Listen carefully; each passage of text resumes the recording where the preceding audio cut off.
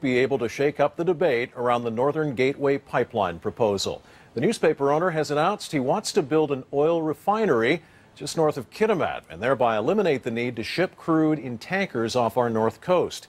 CTV's Peter Granger looks into whether the ambitious idea is a game changer or a non-starter. I just think I'm a guy who can do it. Spouting a sales pitch of build it and they will come, BC businessman David Black believes once investors see his oil refinery idea for northern BC, they'll buy into it big time. The refinery will be state-of-the-art. It will be designed specifically to process the crude oil from the oil sands. We want it to be the cleanest and the greenest upgrading and refining site in the world. The $13 billion refinery would be built between Terrace and Kitimat. Besides providing 3,000 full-time jobs, it would address the offshore worries of ships spilling heavy Alberta bitumen, because Asian-bound ships would be carrying lighter, refined fuels, which are far easier to contain. It's a bold idea, but Black doesn't have key investors yet, and the newspaperman has no track record in the oil industry. Some industry observers are somewhat skeptical. Half-baked? I don't know. I mean, you got to start somewhere. All these things aren't done yet. We're just at the start of this project. Black says both the federal and provincial governments are aware and interested, but BC's energy critic isn't convinced of the refinery's viability. But the assumptions that Mr. Black is making about job creation, the assumptions he's making about markets, just aren't realistic. And if the government of British Columbia had been advised of this 11 months ago, as Mr. Black contends, he sat down with Christy Clark and laid this out. Where's Christy Clark? When asked what Enbridge thinks of the BC refinery idea, the proposed pipeline provider would only say, Enbridge Northern Gateway remains committed to the regulatory process reviewing our application for the project. Black's value-added business plan is already being challenged by coastal First Nations.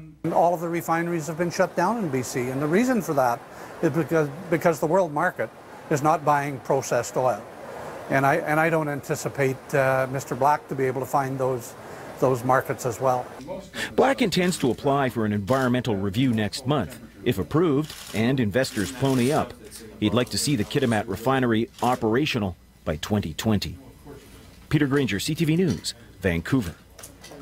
Whether or not the refinery idea will ever become a reality, it is having an immediate impact on the pipeline debate. CTV's Scott Roberts has been exploring that debate in depth for us all week here on CTV News. And Scott, David Black mentioned your work on this while making his announcement today.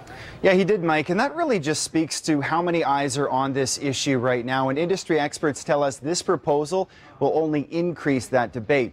Now, as you mentioned, this announcement comes just a day after we wrapped up our three-part series on lessons BC can learn from Enbridge's pipeline spill in Michigan. It's a story David Black was following closely and says it opened his eyes to the further risks of a pipeline. I watched them. Okay. I thought they were devastating. I thought it was great work. I must say, it's been unnerving to watch the Kalamazoo incident come out in the press. And like I say, I thought you guys did a great job. It opened my eyes to that mess that's still there. But of course, under his proposal, that Enbridge pipeline would still have to cross hundreds of kilometers of pristine BC territory, carrying that diluted bitumen from the oil sands. And that's why some are saying that this proposal doesn't really change the fundamental issue of this debate. It may somewhat address the tanker issue, but it doesn't really change the core debate over the pipeline itself.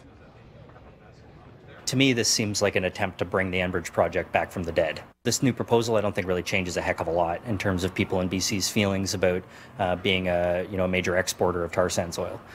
This pipeline would still be carrying the same kind of heavy oil that we're now getting some recognition is dangerous. And Scott, what about the feasibility of the refinery itself? What are you hearing there? Well, I spoke with the Canadian Association of Petroleum Producers today, and they say, look, this really all comes down to competitiveness. Right now, Alberta refines about 60% of its oil. It sends the rest down to the U.S. And the reason, the refineries are already there. They have the capacity, and it's more economical to send that raw bitumen. So could this actually happen? You know, it's really too soon to say, but I can tell you the last time a refinery was built in Canada, Mike, way back in the early 80s. Long time ago. Scott Roberts reporting tonight. Thanks very much. Well, people are being told to stay out of the water at Sunset Beach tonight because of a mysterious black sludge that appeared in English Bay this afternoon. This slick, captured by CTV's Chopper 9, appeared around 4 this afternoon. The Coast Guard is trying to figure out where it came from. It looks like oil, but it's actually ash or soot. Much of it has washed up on Sunset Beach, where lifeguards are telling people to avoid swimming. The Port of Metro Vancouver has also sent a crew to try to determine exactly what the black ooze is. A 2-year-old girl fell to her death from a high-rise balcony last night.